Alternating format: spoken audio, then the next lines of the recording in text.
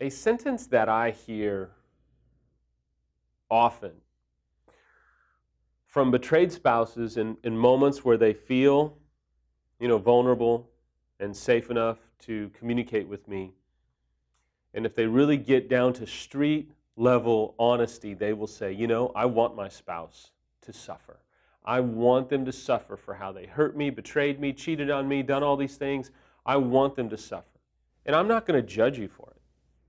I understand it. Anybody that's been doing this a long enough time would be empathetic to the fact that you want your spouse to suffer. Come on, let's be real. It's completely understandable. They've devastated you. You're a person, right? You're not perfect. There isn't this ability for you to go through this immense amount of betrayal and life-altering trauma and just kind of smile and say, yeah, man, I forgive you. And anybody that says to me, I've already forgiven them, and it's been a short amount of time, I go, ooh, I'm worried for you. Because forgiveness from infidelity has layers. Okay, you may have this initial, I'm going to forgive you and we're going to move on, but I promise you more trauma, more levels of betrayal, more levels of realization, or call it self-actualization, or even just kind of gaining a better perspective on what really went on during those months or years of infidelity is going to cause you to have to forgive at another level and another layer down the road, months, maybe even years. I promise you, if there's been significant infidelity, it's very unlikely that you're going to be able to have this one-time moment of, I forgive you, and ride off into the sunset. So if you are struggling today and you're like, man, it's been a few months or years, it's been several years, and I'm struggling with bitterness and resentment, it doesn't mean that you didn't forgive them.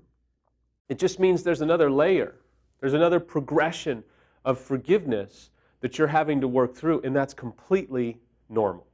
Now, I can hear you. It's probably very easy for you as a betrayed spouse to say, here we go. This old boy is going to preach to me about what I'm supposed to do as a betrayed spouse when he ain't never been a betrayed spouse. And so here comes the lecture. No. There's no self-righteous lecture coming to you. It's just some insight to help you, because when we want to see our spouse suffer, we're transmitting our pain, not transforming our pain.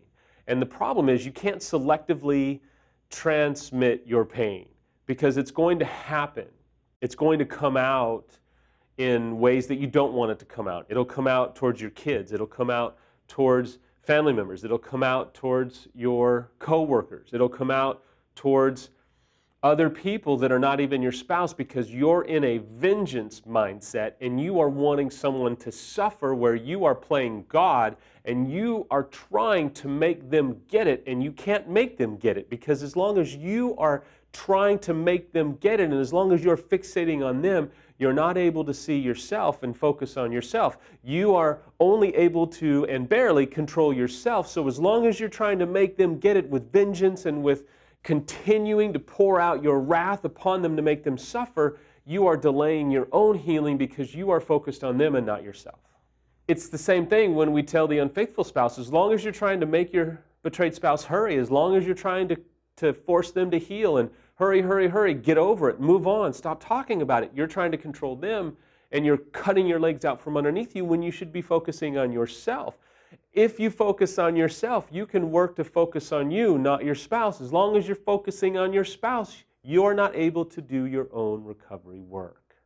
You see, I think it's completely understandable that you would want your spouse to suffer for how they have hurt you and violated you.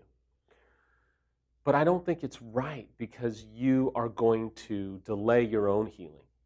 See, as you try and make them suffer and make them get it, you're really not able to focus on your own ability to heal, to grieve, to mourn, to forgive. You see, vengeance and wanting them to suffer is the antithesis of being able to forgive them, because remember, as a review, forgiveness is for you. Forgiveness does not mean restoration. It does not mean reconciliation. Forgiveness is a gift that you give yourself. Forgiveness is you saying, I am going to set myself free. What they did was wrong. What they did was completely out of line. It was devastating. But you know what? I'm not going to let that imprison me any longer. I forgive them. I let go. I am no longer going to hold on to bitterness and resentment because I can't. As long as I'm focusing on the bitterness and the resentment and the hatred of them, I'm unable to focus on my own healing. Doesn't mean what they did was right. It means that you are going to let go. It's giving up all hope of having a better story and a better past. It's letting go and saying, okay, I'm going to work on me. I'm going to help me heal. I'm not going to continue to try and make them suffer. If you come from faith, I assure you, God can help them get it far better than you can. God does not need your help to make them suffer. I promise you, because Samantha tried early on, God did a much better job of bottoming me out than she ever could have. If you don't come from faith, whether you subscribe to karma, whether you subscribe to different worldviews, I assure you, no one gets off scot-free. It appears that way to some of you. Well, he or she is off with their affair partner or their new life or their new marriage or what have you, right? But it's still evolving. It just is. And everything has not been seen yet. I know that in many ways, for some of you, you've been done completely wrong, right? From financial disaster to feeling like you've been left for dead, to struggles with the kids, to your unfaithful spouse labeling you, all these things, and the man, I get it. But you still have life, and there's still more of the story to be revealed. I can tell you a story where a woman I was talking to, she is an expert. She helps betrayed spouses heal. Her own marriage ended in complete disaster, and she never really got clarity. She really tried hard to save the marriage. She was the one driving recovery, the betrayed spouse. She found out her husband was having a double life and was working so hard to try and save it, mostly because of the kids. And it was roughly 11 years later that the unfaithful spouse, who had been married and moved on, reached out and said, "Can I just have a conversation with you?" And she said, "No way. Unless it's about the kids, I don't want to talk to you." And he said, "I'm begging you for a 5-minute phone call." And she decided to do it.